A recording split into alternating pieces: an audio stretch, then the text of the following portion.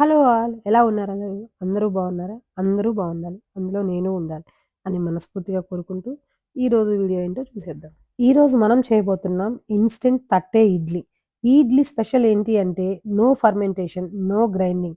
Just 10 మినిట్స్‌లో batter ready. ఈ recipe busy మార్నింగ్స్‌కి, కిడ్స్ లంచ్ బాక్స్‌కి, ఈవినింగ్ స్నాక్స్‌కి super option.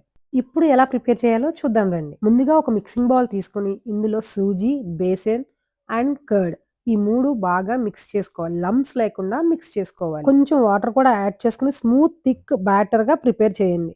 But idli batter లాగా ఉండాలి. టూ వాటరీ కూడా చేయకూడదు. ఇలా బాగా మిక్స్ చేసినాక ఈ బ్యాటర్‌ని ఒక 10 మినిట్స్ సైడ్ పెట్టేసుకోండి. ఇప్పుడు ఇందులో కావాల్సిన ఒక మెయిన్ ఇంగ్రీడియెంట్ మీకు నేను చూపిస్తాను.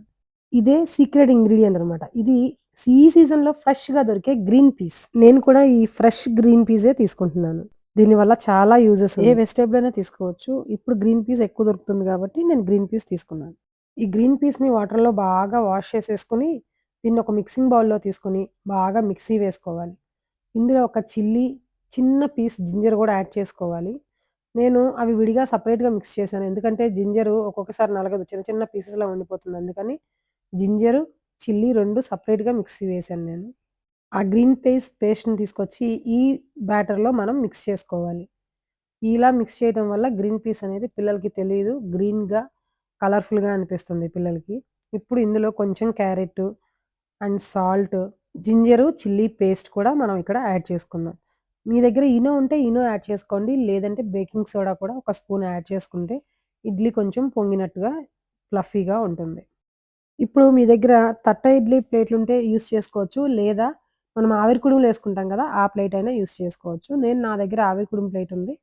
సో, నేనది యూజ్ చేసుకుంటున్నాను. దీని మీద బేక్ షీట్ వేసుకుంటాననమాట. బేకింగ్ షీట్ వేసుకుంటే ఈ తట్ట ఇడ్లీ అనేది చాలా ఈజీగా వచ్చేస్తుందనమాట.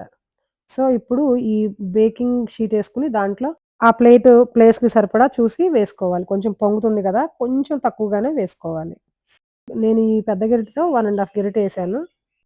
ఈ కుక్కర్‌లో 2 ప్లేట్స్ వచ్చాయి. అందుకని నేను 2గా వేసుకుంటున్నాను. నేను ఈ వెసల్‌లో నీళ్లు పోసుకొని పైన ఈ 2 ప్లేట్‌లు పెట్టుకున్నాను. ఒకవేళ ఈ వెసల్ లేకపోతే జస్ట్ ఇడ్లీ కుక్కర్‌లోనో లేకపోతే ఇడ్లీలాగా గూడా వేసుకోవచ్చు.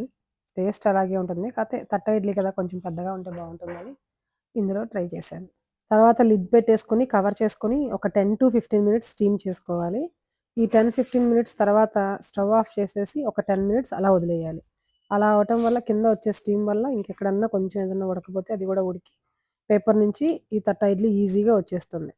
సాఫ్ట్ అండ్ హెల్తీ ఇన్‌స్టంట్ తట్ట ఇడ్లీ వేడి వేడి ఈ ఇడ్లీ మీద నెయ్యి, కారప్పొడి వేసుకొని తింటే ఆ టేస్ట్ నెక్స్ట్ లెవెల్‌లో ఉంటుంది. ఈ ఇడ్లీ మీరు కూడా ట్రై చేసి మీకెలా వచ్చిందో నాకు కామెంట్ చేయండి. ఇలా కారప్పొడే కాదు చట్నీతో, సాంబార్‌తో టేస్ట్ సూపర్‌గా ఉంటుంది. ఏంటికే అండి? అలా వండాను తెచ్చుకొని తినేయటమేనా? సూపర్‌గా ఉంది. ఆగలేకపోయా. అని చెప్పవా అంత బావుంటే? నువ్వు అడగక్కర్లే అంత బాగుందో. ఇంతకీ అదేంటో తెలుసా అసల? ఏంటి ఇడ్లీయా? ఇడ్లీలా ఉందా? అవును. అది తట్ట ఇడ్లీ. ఓహ్! ఇన్‌స్టంట్ తట్ట ఇడ్లీ. గ్రీన్‌గా ఎందుకుంది? గ్రీన్ పీస్ ఏసాను గాబట్టి. ఓహ్! సరే. Green Pisa? అందుకే మీరు తినరు కదా మామూలుగా పెడితే. అందుకని ఇలా ప్లాన్ చేశా. సూపర్‌గా ఉంది. కానీ గ్రీన్ పీసే. నీకు తెలుస్తుందేంటి నేను చెప్పేదాకా అది గ్రీన్ పీస్ అని కూడా తెలీదు నీకు. హ్మ్. టేస్ట్ అయితే యమ్మీగా ఉంది.